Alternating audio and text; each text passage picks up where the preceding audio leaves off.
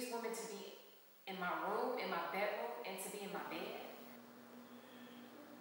Place where we raised our children, the place that I paid for, who he was making me become. I allowed him to do that to me. You know, we started to sleep in separate bedrooms. I became just this insecure, you know, I was checking pockets and I would find matches from strip clubs. He became just nasty to me.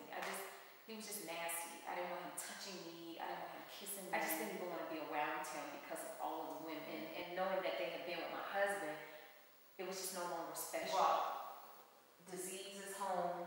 Oh my gosh, I didn't even know he was having an affair. Another one, and it's probably like number 8. And then I get this call, oh my gosh, from the doctor. It was the director of the emergency services because I knew him personally. During our 15-year marriage, I know of 12 women that he was with. Like I've actually talked with them or either, you know, talked to them like via phone or met them in person. And they actually were in my home. I feel like, honestly, men don't know what they're doing. Well, it was like this. I let her in.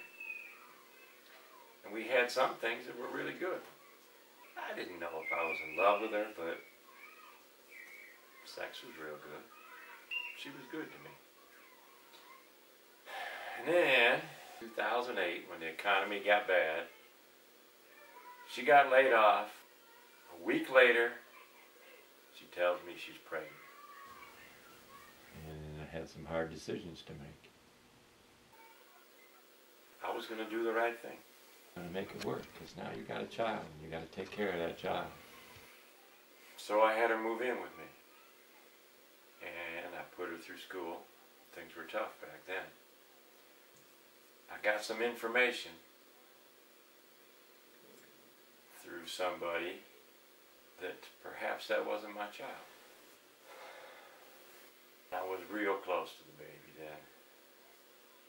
I was real close to that little girl. I loved her. I thought, I got a child that I'm going to really raise right. She, the mom, who was from Nigeria, had said something to the wrong person. And it got back to me. Maybe that's not your child. So I thought, well, I ought to be careful. I ought to take a DNA test. I didn't want to believe it. I got the results back and it said the results have been tampered with. The child's DNA has 2 people's DNA in it, both female. So apparently she managed to open the test. You tampered with a fucking test? Put her DNA in there from her swab. And so I did it again, and of course I didn't tell her this time. I mean, who the fuck you think you're dealing with? And I got the results back, and it said, you have 0 chance to be that girl's father.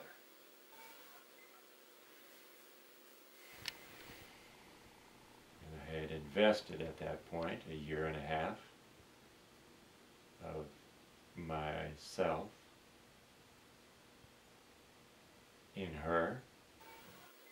Fucking pissed me off. I got 2 grown kids. Grown.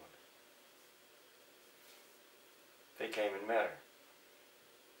They wanted to meet their sister. I wanted them to meet their sister. I had to face them and tell them, that's not your sister. Can you imagine how I felt when I had to tell them? My son, my daughter, I got to tell them now, oh, you don't have a sister. I had to admit that to them. How stupid I was. How am I going to live with somebody who's going to deceive me on that level? So it made it hard to date. I mean, how are you going to be in a serious relationship? It was real awkward to date. I have serious trust issues. Trying to figure out their motive.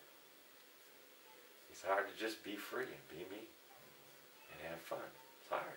Maybe it's getting a little easier, but it sure made me not trust people. Women in particular. It's a messed up way to look at it, but it's my experience. Now, can I trust somebody again? I don't know. I hope so. Fucking pissed me off. I mean, what were you thinking? This is my life.